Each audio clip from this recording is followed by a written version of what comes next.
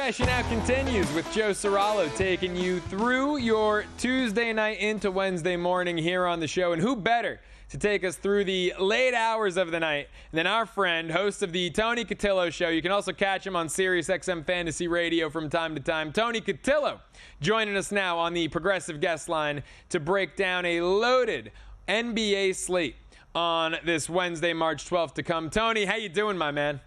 I'm doing great, Joe.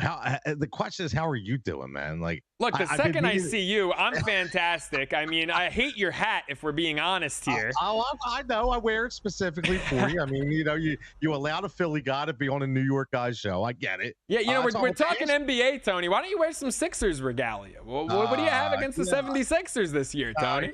It's a hard time for the Sixers right now, man. So, I'm trying to strut the champion right now. That's all I got to say. Yeah, just keep trusting the process, all right? Just keep trusting the process. Tony, man, I'd love to know what the process is in Utah, where it seems like every other night their 7 leading scorers are questionable and at least 5 of them end up not playing. If one of them plays, you're riding with maybe Utah's best player in this game against Memphis. What do you like in the prop market on the Jazz side of things? Yeah, man, listen, we'll see. And again, this is iffy. And that's exactly what his questionable tag reads, is iffy, and that's Lori marketing, right? Obviously, their best player hasn't played with the back injury. It says right now it went from doubtful to questionable with back injury management, right? I mean, everybody has some kind of management thing in the NBA right now. But if he does play, his prop sits at over 17.5. And I must say, listen, he comes back, if he does come back, in a really good spot against Memphis, who are number 1 in pace, which means this game's going to be up and down the floor. And before he was out, if you take away the game he left with the back, he averaged 32 points per game in his last 5. If you add in that one game he left, he still averaged 21.5, which is over the 17.5. So it's just a really good number to get as long as he plays. But the question is, will he play? Yeah, well, you like quite a bit in this game. Lauri Markkanen, if he plays on the Jazz side. How about a guy and a prop you've been riding, a guy who sometimes, falls into the shadow of John Morant out there in Memphis, but he's, you can argue, just as important to this team's success. What do you like Desmond Bane to do in this one? Yeah, listen, man, and this is going to be a short and sweet pick, man. Desmond Bane over 5.5 assists, a 55% over rate in his last 10 games. And it just has to go with pace and opponent, right? The pace is going to be high, which means the dimes are going to come. And then the opponent, who absolutely stinks in Utah, even if Markkanen plays, so he could essentially get this early in the game as long as everything goes the right way. Yeah, I mean, hey, look, if Markkanen plays, I know it's a high total. I'd maybe look over on that 245. There's 244.5s out there.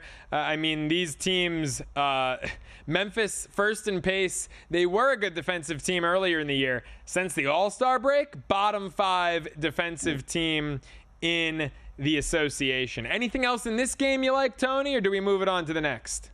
Yeah, I like one more, man, and this is going to be on the plus money prop train here. Right now, this is a plus money pick, and that's a guy we've rode on this show many a times. That's Jalen Wells, and I like his rebounds, which is over 3.5. I love that over 3.5 number for rebounds. And again, it goes with Utah being a bad team, putting up bad shots, goes with the pace. Listen, the higher the pace, the more shots are flying. But in the last 5, he's been at an 80% over rate on this number. And in the last 10, a 60% over rate. To get plus money at a 3.5 over on rebounds, man, you just got to lock it in. Tony, I love it. Hey, let's talk T-Wolves Nuggets, a game that, I think a lot of people thought these two teams, this could have been your Western Conference Finals coming into the year. What do you like here on the Minnesota side of things? The Wolves catching 3.5 at Denver in this one. Yeah, listen, man, Julius Randle. I'm going to go with his rebounds, which is over 6.5. Another plus money bet right now. If you lock it in, he's 8, 10, 8, and 7 in his last 5. Actually, double 10. I'm sorry. 8, 10, 10, 8, and 7 in his last 5. And listen, Denver is scoring a ton, but they're still, this means they're putting up a ton of shots, right? So when you're a big guy like Julius Randle, who's still athletic, against some of those smaller guys in the front court at Denver. You can muscle those guys out for those rebounds. So they get plus money on Randall, who's had a double double in a couple of the last, I think twice in the last 8 games. You got to take that at over 6.5. What about on the Nuggets side of things? Are we looking at another plus money play here in this one? Bro, this is my favorite, man. Like, this is like I don't like to say lock. I don't like to say it. I know it's a hard term, but Joe, this was plus 170 when I put this in. It's already dropped to plus 160. It's Christian Braun over 1.5 3-pointers made. I say lock this in. Last 5, 100% over. Last 10, 60% over. Last 20, 75% over, man. Like, it's just crazy. Minnesota is top 5 versus the 3, but I don't care.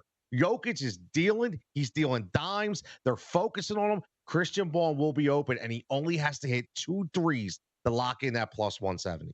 I love that play. Braun had a monster game the other night. I was at the bar Friday night watching this Nuggets-Phoenix overtime game where the Suns roared back.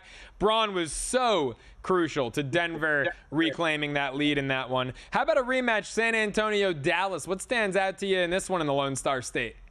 Yeah, man, there's only one for me, and obviously it's the guy who comes over from Sacramento who's been playing really well at the De'Aaron Fox. We all know all the adversity coming over, why he let, all that kind of stuff, whatever. But listen, over 6.5 assists. He's been a dime machine in his last 5 games, and they're playing Dallas. Joe, I think they might call me and you up to see if we can play for Dallas right now. Hey, I mean, look, I was a big man in high school, man. Last I checked, you look at that roster, AD out, Derek Lively out, Daniel Gafford out, PJ Washington's missed a ton of games.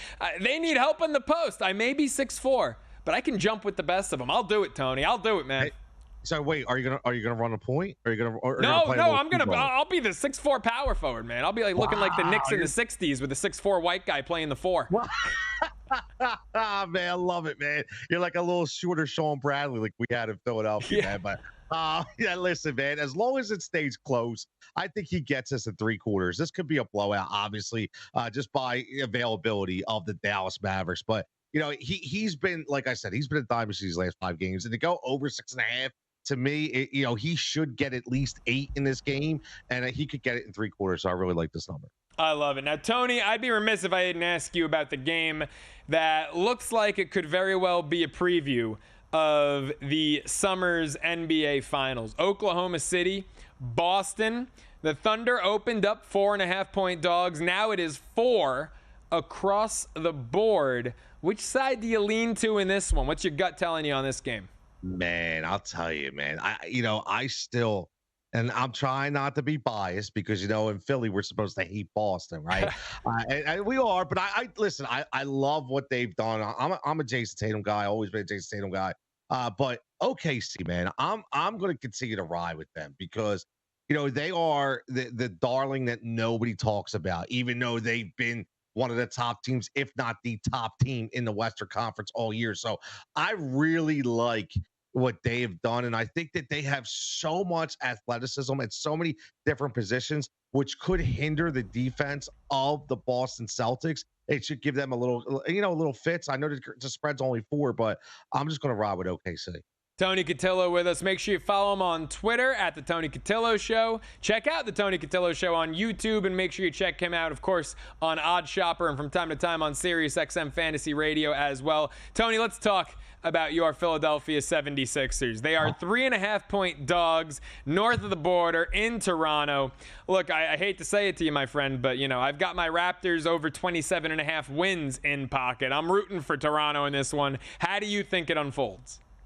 It's crazy because even though we are technically in a full-on tank process right now, you still got a couple guys that are balling out, man. Like Quentin Grimes is just taking this opportunity and roll with it. Lonnie Walker comes back and he's showing that he is an NBA caliber player, right? And then you have younger guys like Justin Edwards from the G League that are really starting to step up.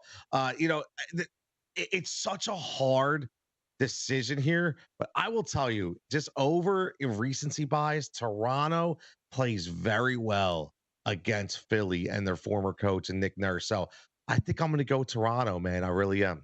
Yeah, these two teams separated by just 1 loss in the standings. I mean, look, neither team has anything to brag about. To your point, though, the Raptors this year against Philly, 2-0, straight up in this head-to-head. Hey, by the way, the Knicks, Jalen Brunson, unlikely to play in Portland. They're still 4-point favorites, 3.5 at one shop. Final 30 seconds. Do the Knicks cover that, or do the Blazers, a team that's pretty hot lately, get the best of them? I was going to say, man, Portland's a really hot team right now. And if that line has not moved without the leader of the Knicks, man, I think I'd jump on it. Yeah, I mean, it's tough. No Brunson. You know, I certainly, to me, I'm not going to fade the Knicks in this spot, but I can't play them. You know, I feel like they're in fade or pass territory until Brunson comes back. Tony, don't go anywhere, because when we come back, we're going to take it to the Diamond. Speaking of injuries in New York, we'll look at the AL East that's cashing out with Joe Ceraulo up next.